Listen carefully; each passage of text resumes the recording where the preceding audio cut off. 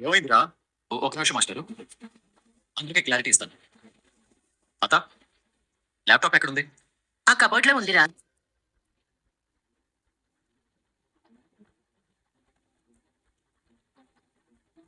ఏం చేస్తున్నావురా? ఇంట్లో సీసీ కెమెరాలు ఉన్నాయి కదా!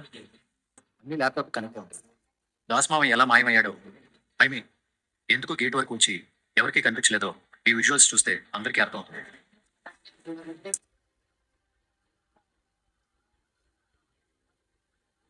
అత్తయ్య గారు దాసుని చూస్తే దాసు లోపలికి రాకుండా ఏమైపోతారా?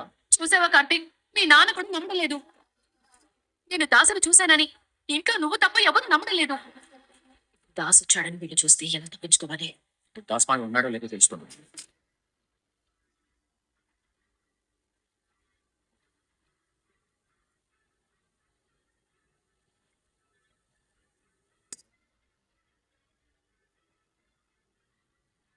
చూసావా, అక్కడ ఎవరు లేరు. ఇది క్యాంప్ 2 పెద్ద మేడం గారు. మనం చూడాల్సింది క్యాంప్ 1. దొరికిపోయాను. ఇంకా తప్పించుకోలేను. ఇదేంటి ఓపెన్ అవ్వట్లేదు? ఏమైందా? ఇంటి ముందు సీసీ కెమెరా కనెక్ట్ అవ్వట్లేదు మామయ్య. కనెక్ట్ అవ్వడానికి అది పనిచేస్తేనే కదా!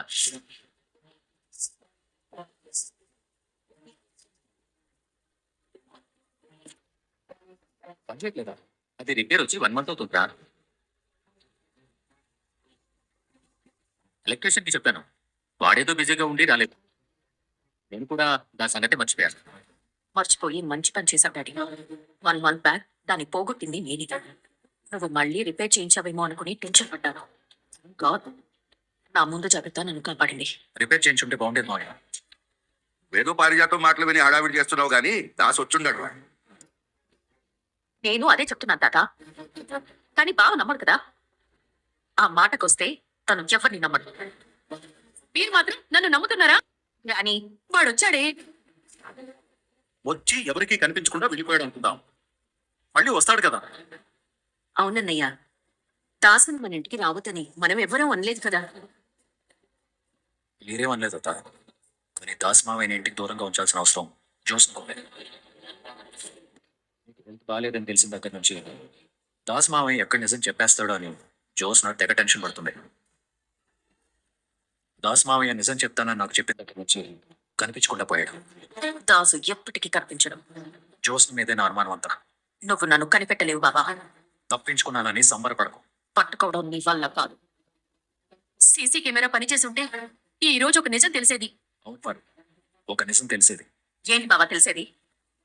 రాణి ఎవరినో చూసి పొరపాటు పడింది. నువ్వు పొరపాటు పడకు. నేను పొరపాటు పడ్డానా? ఆగవే, ఆగో.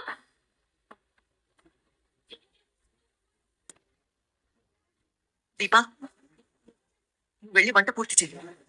అందరం కలిసి భోజనం చేద్దాం.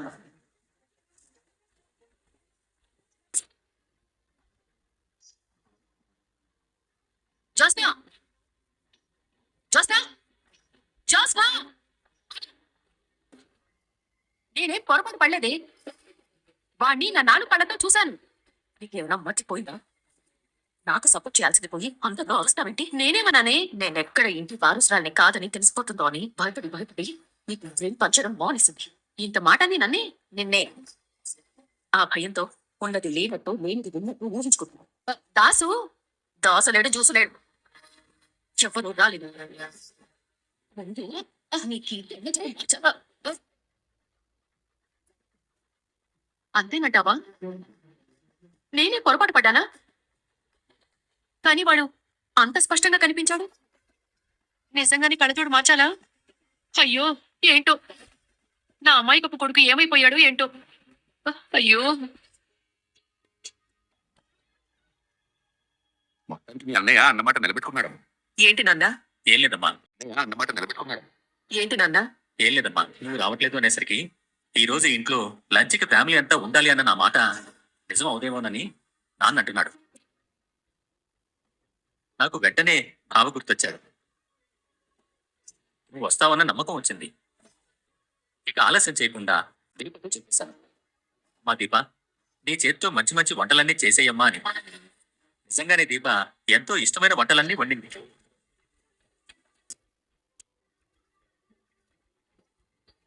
దీపా, నువ్వు కూడా కూర్చో భోంచేద్దాం. మీరు తినండమ్మా. నువ్వు తినొచ్చు కదా.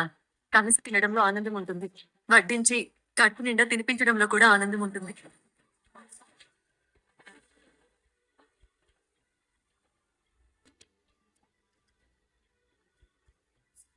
వండిన వంటలు మీరందరూ ఇంత ఇష్టంగా తింటున్నారంటే అంతకన్నా నాకు కావాల్సింది ఏముంది చెప్పండి.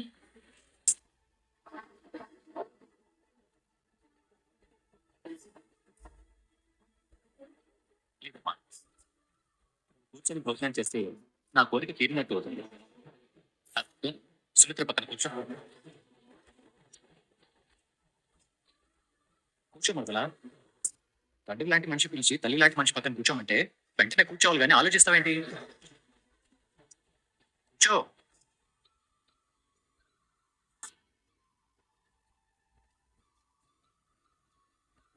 తండ్రి లాంటి మనిషి తల్లి లాంటి మనిషి అని అనాల్సిన అవసరం లేదు బాబా.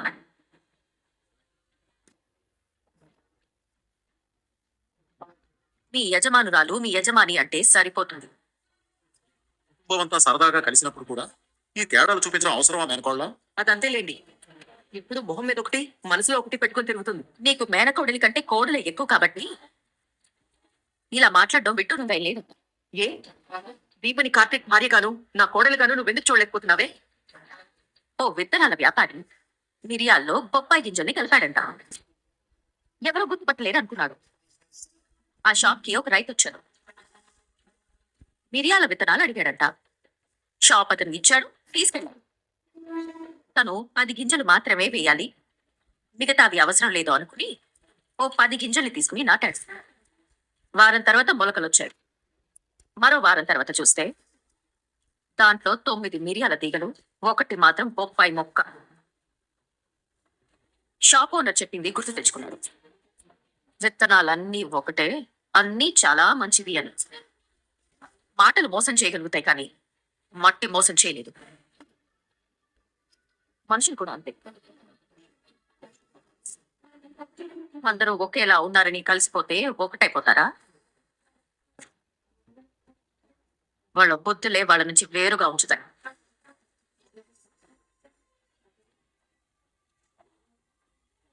మా మమ్మీ ఇంట్లో నుంచి వెళ్ళిపోతే దీప ఎవరికి చెప్పకుండా దాచింది. మమ్మీకి హెల్త్ బాగోకపోతే బావ నిజం చెప్పలేదు. కానీ మేము మాత్రం ఈ రోజుకి జరిగిన దానికి బాధపడుతూనే ఉన్నాము. ఒకవేళ ఏదైనా జరిగినా నష్టం ఎవరికి? ఈ వంటలు అద్భుతంగా చేస్తున్న దీపక లేదా మనక? అసలు నీ కూతురికి మేము ఇంటికి రావడం ఇష్టం లేనట్టుందన్నయ్యా. అత్త, నువ్వు ఊరికే నన్ను నిందించుకో. మన మాటలు అలా ఉన్నాయి మరి. ఏ మాటకి బాధపడతారో ఏ మాటకి ఆనందపడతారో అని తెలియనంత చిన్నపిల్లవేం కాదు. మధ్య దీని చేతలు మాటలు ఎవరికి అర్థం కావట్లేదురా. నువ్వు బావకు సపోర్ట్ చేస్తావేంటి తాత? జ్యోత్స్న, నువ్వు ఆగు. అందరం సరదాగా భోజనం చేస్తున్నాం కదా, నువ్వు ఇలా మాట్లాడటం అవసరమా? అంటే అందరూ అనేది దానే కదా. మన ఫ్యామిలీలో మనమే మాట మాట అనుకుంటే ఎలా అత్తయ్య గారు? ఆ నీ టైం బాగుంది అల్లుడు. ఆటదారులే ఫ్యామిలీ కలిసిపోయావు.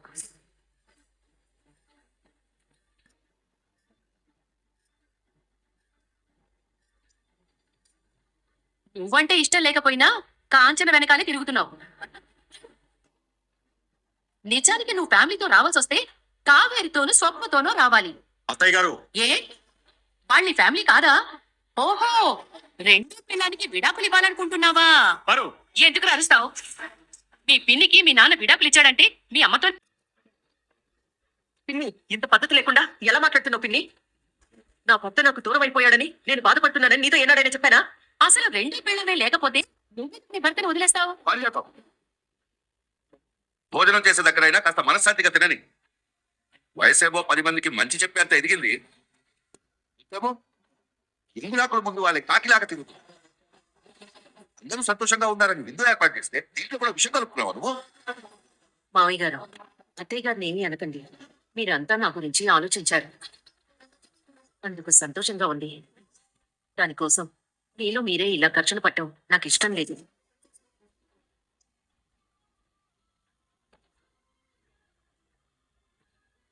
ఒక రకంగా చెప్పాలంటే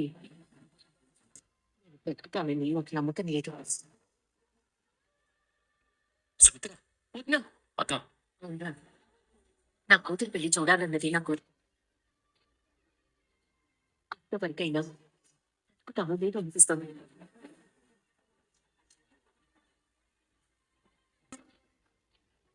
నా సమస్యకి పరిష్కారం ఉందని మీరు చెప్పొచ్చు, కానీ నాకు మాత్రం నమ్మకం లేదురా.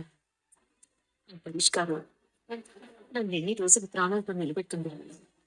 మళ్ళీ నేను మీతో కలిసి ఇలా భోజనం చేసే రోజు వస్తాయో రాదు.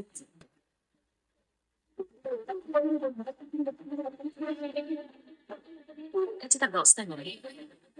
నేను నిన్ను కాపాడుకుంటాను. నేను ఉండగా నీకేం కాలేదు. ఏంటి బా, అంతే కదా. ఒక కన్న కూతురు ఉండగా కన్న తల్లికి ప్రమాదం అంటే ఎలా చూస్తూ వదిలేయగలదు? ప్రాణాలు అడ్డు పెట్టైనా కాపాడుకుంటుంది. మమ్మీ, నీ కూతురుండగా నీకేం కాదు. నువ్వు ఎప్పుడు ఇలాగే ఉంటావా? తొందరలోనే ట్రాన్స్ప్లాంటేషన్ జరుగుతుంది. కోరుకుంటా నీ మనిషి అవుతాం. పెళ్లి చేస్తా. నా పిల్లలతో ఆడుకుని భోజనం తినిపిస్తాం. ఇదేంటి నిలబెట్టుకోలేని వాగ్దానాలన్నీ ఇచ్చుకుంటూ పోతోంది? ఇవన్నీ ఎలా జరుగుతాయి? జ్యోత్స్న భయపడకుండా ఎంత కాన్ఫిడెంట్ ఎలా చెప్పగలను? నా ప్లాన్ వేరే ఉంది బావా. ఏం చెయ్యాలో నేను ముందే డిసైడ్ అయ్యాను. భోజనం చేయకుండా ఎక్కడ తిరుగుతున్నావే? టెర్రస్ మీద ఆడుకుంటున్నాను. ఇంత ఎండలు టెర్రస్ మీద ఆడుకుంటున్నావా? రా, భోజనం చేద్దు గాని. హ్యాండ్ వాష్ చేసుకోవాలి. నేను తినిపిస్తాంది, రా.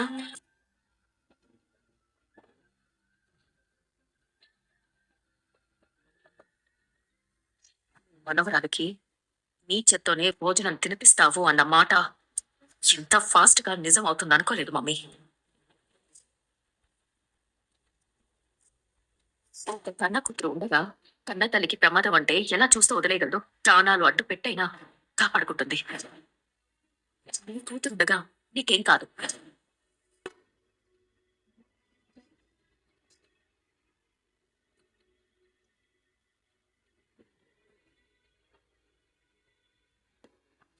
చూసిన మాటలు చూస్తుంటే ఏదో పెద్ద ప్లానే వేసినట్టుంది బాగా.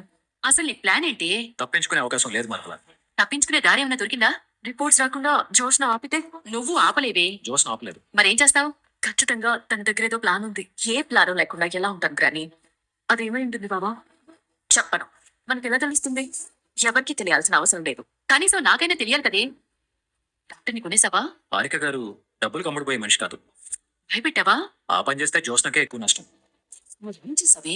వంశీ వినోద్ అని ఇద్దరు ఫ్రెండ్స్ ఉన్నారు. వినోద్ అంటే వంశీకి నచ్చడు, కానీ ఆ విషయం పైకి చెప్పడు. ఒకరోజు వాళ్ళిద్దరూ రైస్ మిల్లులో దొంగట ఆడుకుంటుంటే వంశీకి దొరకకూడదని వినోద్ వెళ్లి మిషనరీలో దాక్కున్నాడు. అది వంశీ చూశాడు. మెషిన్ ఆన్ చేయడానికి ఆపరేటర్ వచ్చాడు. జరిగేది అర్థం అవుతుందా? వంశీ అక్కడి నుంచి సైలెంట్ గా బయటికి వెళ్ళిపోయాడు. ఆపరేటర్ మెషిన్ ఆన్ చేశాడు. వినోద్ ఇంత లేడు. వినోద్ని వంశీ చంపలేదు, కానీ దొరికిన అవకాశాన్ని వాడుకున్నాడు. కొన్నిసార్లు అయితే కానీ జీవితం మన కోసం కొన్ని అవకాశాలు ఇస్తుంది. అప్పుడు మనం ఏం చేయని అవసరం లేదు. వంశీ ఇలా సైలెంట్ గా వెళ్ళిపోతే చాలు, జరగాల్సిన అనార్థాలన్నీ జరిగిపోతాయి. నువ్వు వెళ్ళిపోతే సుమిత్ర చచ్చిపోతుంది. ఇదే కదా చెప్పేది. ఇది నీకు అంత తేలిక అర్థం కాదు కానీ. అయితే ఏం చేస్తున్నావో చెప్పవే. నేను ఇప్పుడు వంశీని మాట్లాడడం కంటే మౌనంగా వెళ్ళిపోవడమే మంచిది. అయితే వినోద్ ఎవరు? నువ్వే చూడు. ఏం చేస్తున్నావే? చెయ్యాల్సిందే. ఎలా తప్పించుకుంటావు? తెలివితేటలతో. అది ఎలా అని అడుగుతున్నాను. నీకు చెప్పను గ్రాని. జ్యోత్స్న రెస్టారెంట్ లో ఫ్రాడ్ చేసి ఎవరికీ తెలియకుండా నేను దాచిన డబ్బంతా నా వేరే అకౌంట్ లో సేఫ్ గా ఉంది. నేను ఇంట్లో నుంచి పోయానంటే నా కోసం వెతుకుతారు. దీప వారసురాలు అని చెప్పడానికి దాసురాడు. సుమిత్రని బ్రతికించడానికి నేను రాను. అమ్మ చచ్చిపోతుంది. ఆ తర్వాత ఎలా రావాలో, ఈ ఇంటిని ఎలా ఏలాలో నాకు తెలుసు. ఏం మాట్లాడవేంటి? కొన్నిసార్లు మన మౌనమే సమాధానం.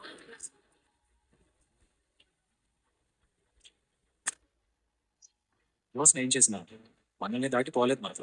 ఎలా? నేను చెప్తుందా?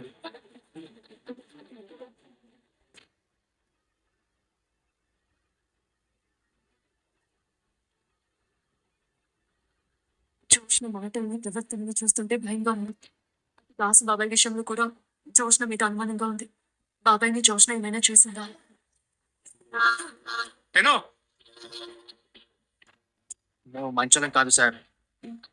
మీరు ఇలా పారిపోయారంటే ఏం చేస్తామో మాకే తెలీదు. నన్ను చంపలేరురా. మా మేడం చెప్తే ఏదైనా చేస్తాం సార్. తిను.